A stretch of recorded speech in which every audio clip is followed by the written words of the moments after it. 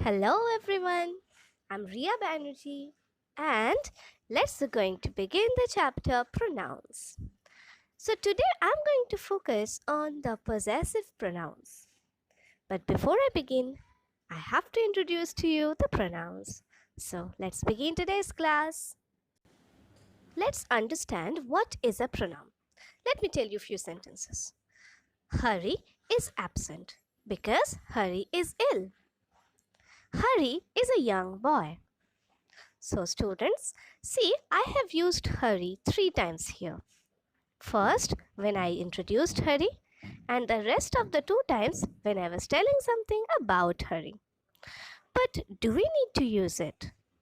Well, it's better to avoid the repetition of the noun Hari and say that Hari is absent because he is ill. He is a young boy.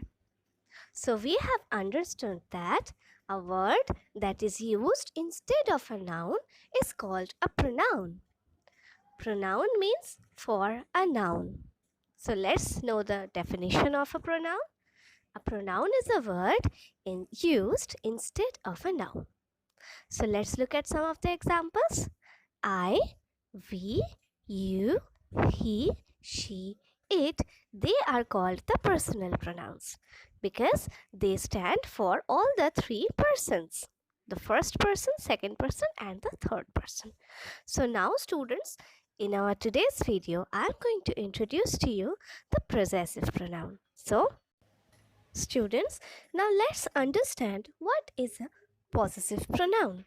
But before understanding possessive pronoun, you need to know what is possessive. Possessive means something that is a possession of yours. It means that you are the owner of something. So now let's understand what is a possessive pronoun. I'll give you one example. Let's look at it. This book is his. So whose book is this? This book is his, right? So let's see what is a possessive pronoun. So a possessive pronoun is a pronoun which is used to indicate possession or ownership. So to indicate the possession or ownership of the subject, we use the possessive pronoun. Now let's look at this example. This pen is mine. Mine is the possessive pronoun used here. So let's learn some other possessive pronouns also. This book is mine. Those books are yours. That book is hers. That idea of yours is excellent.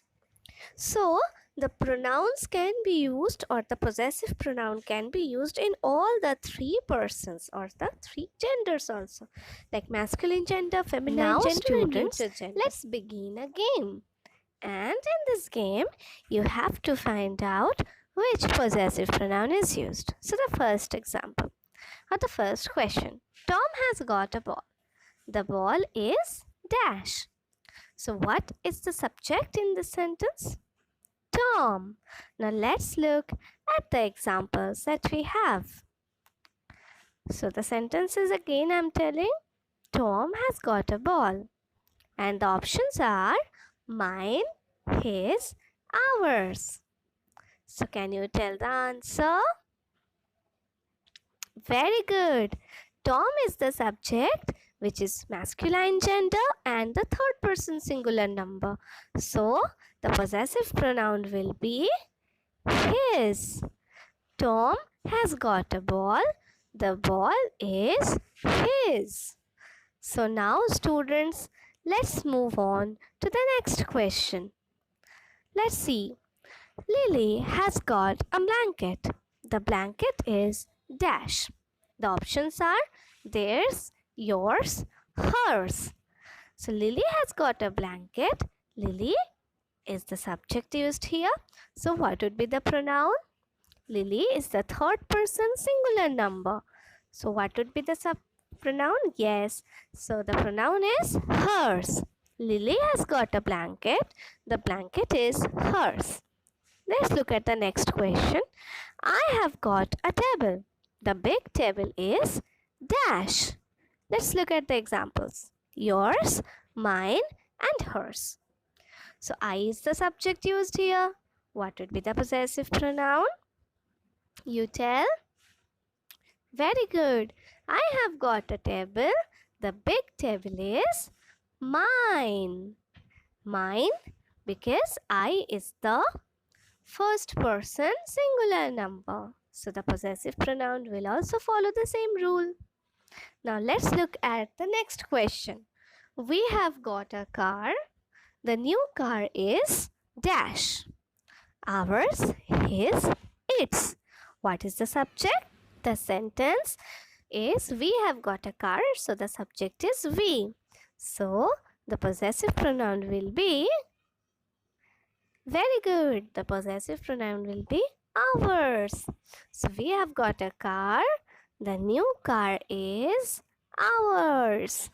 So students, I hope that you have understood this one so far. Now there's another question for you. Can you guess? So let's look at the next question. They have got a red chair.